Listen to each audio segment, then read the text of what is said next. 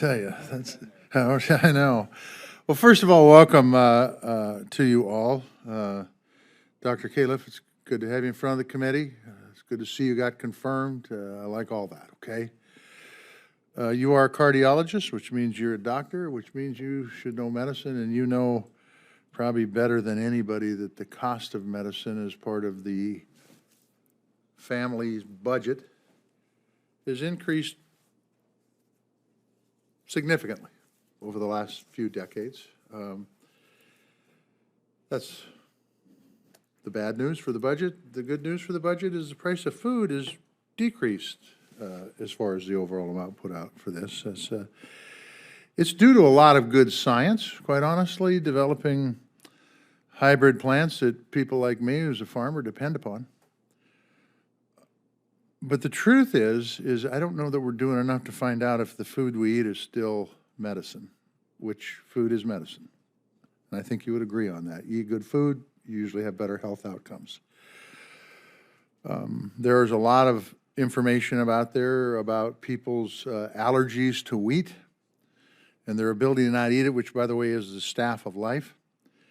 The question is the FDA or is there anybody doing research on the work that man has done to modify plants, to make them so they produce higher protein and bigger yields to be able to feed the world, which are all noble causes. But they're not so noble if they don't reduce inflation, inflammation, if they don't, if they're not good for you.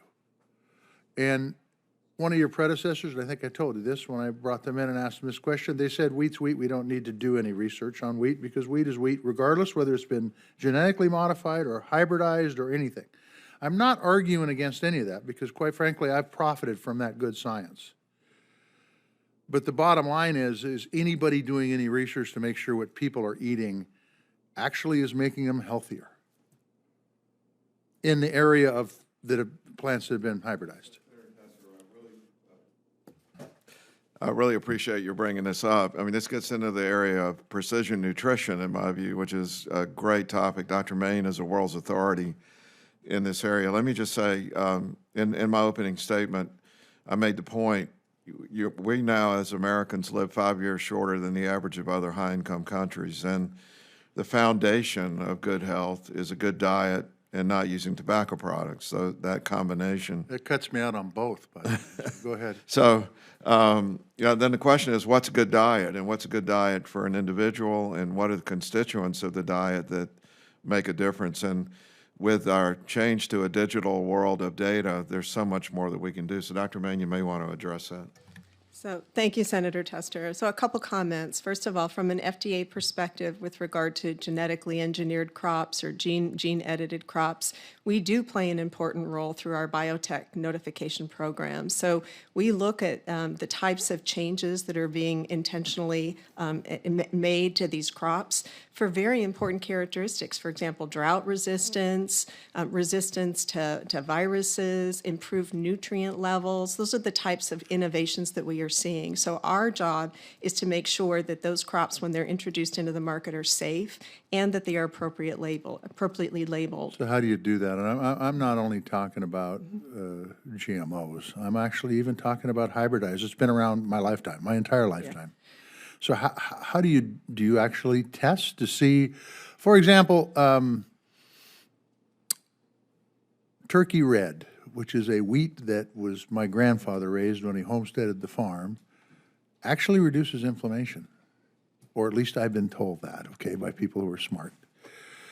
And I've been told, by the way, that some of the wheats that we raise that are very, very common now don't do that.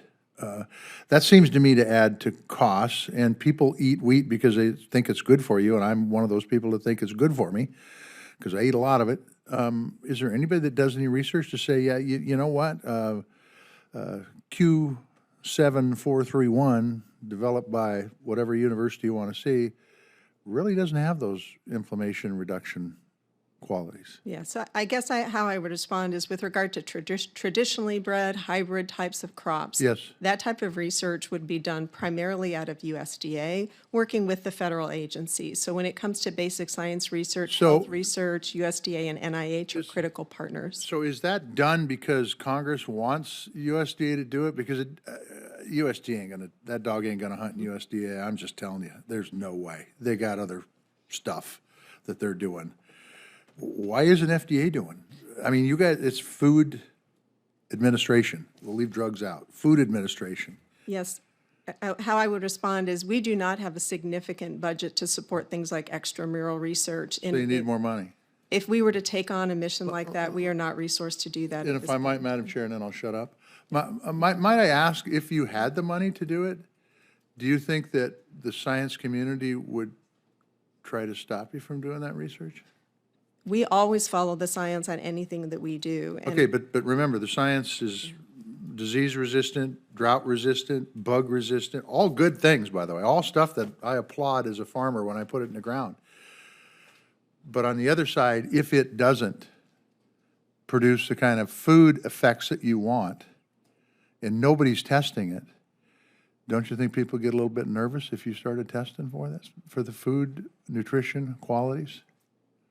when it comes to, again, the genetically engineered, gene-edited ones, if they are improving nutrient content, we require evidence of that when we are looking at those types of submissions. But we don't review the regular crops. Could I make a And I don't want to quick beat comment? this dog to death, but nutrient qualities is one thing, healthcare benefits are, I think, another. You showed a lot, in my opinion, you showed a lot of wisdom there, Senator. You sound like a researcher.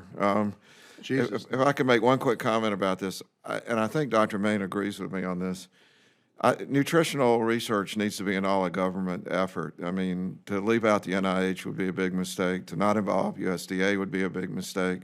I think FDA should have a bigger role. We got a lot of expertise, and we understand health effects. I mean, the point you made about measuring just inflammation, not the overall health effect, is a really important one.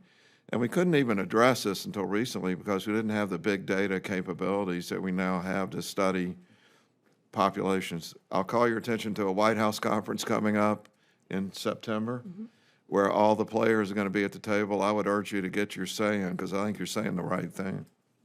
You're very kind. Thank you all for being here. Thank you, Madam Chair.